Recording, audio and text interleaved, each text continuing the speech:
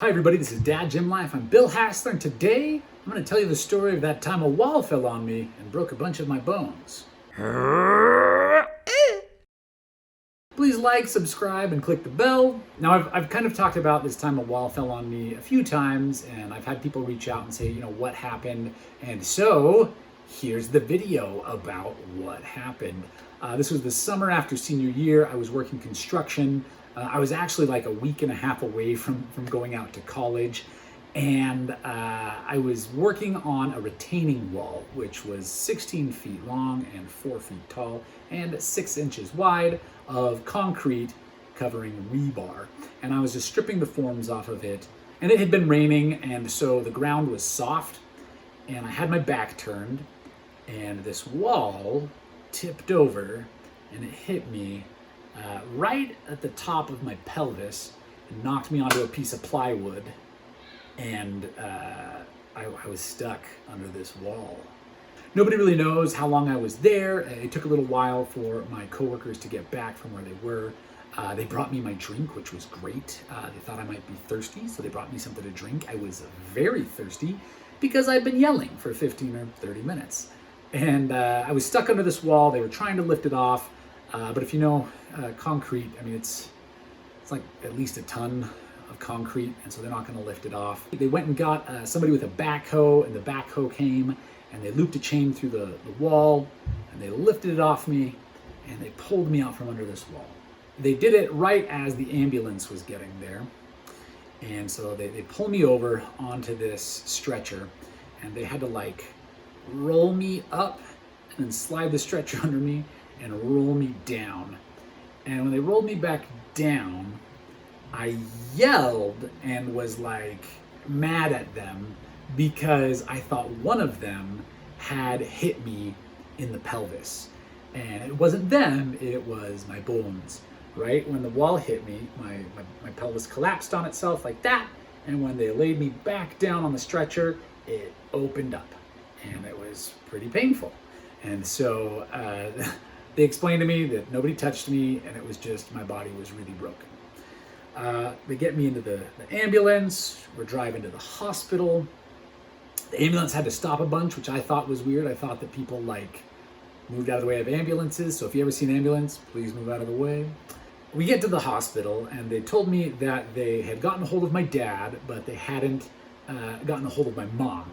And They'd called my mom and my foreman. His name was Curtis. He left a message from my mom, and he said, "Hi, Mrs. Hassler. This is Curtis, Bill's boss. There's been an accident at the construction site, and Bill's been taken to the hospital." Click. That's it. Your kid got hurt. There was an accident. We took him to the hospital. No, like he's conscious or he's bleeding a ton or like any sort of context. So they get me to the ER, and they do a bunch of x-rays. They make me drink this just terrible barium, right, so that they can take x-rays and see where there's like internal bleeding. And they find out that there hasn't been a ton of internal bleeding. I'm actually doing pretty well.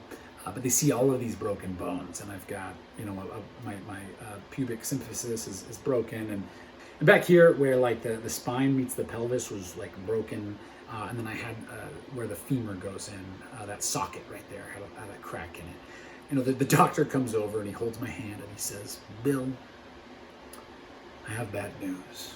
And he tells me about all these problems, and I looked at him and I said, "Well, at least in this day and age, you can cut me off at the waist and make me a robot."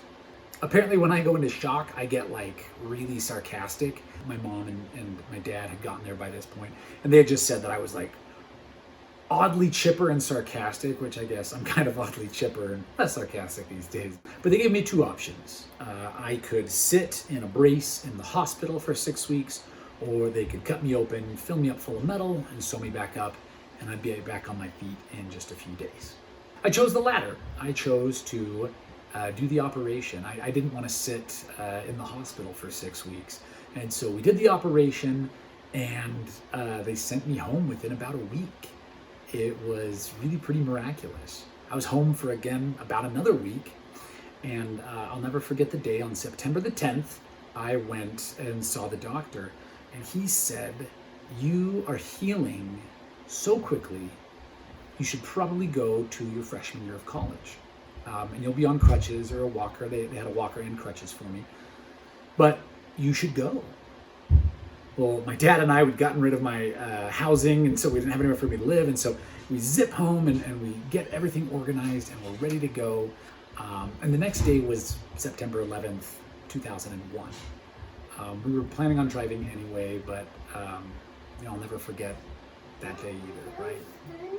This x-ray was from a follow-up, like several months after my surgery. It might have even been a year, I can't quite remember. But you can see here that I have a bunch of plates and pins.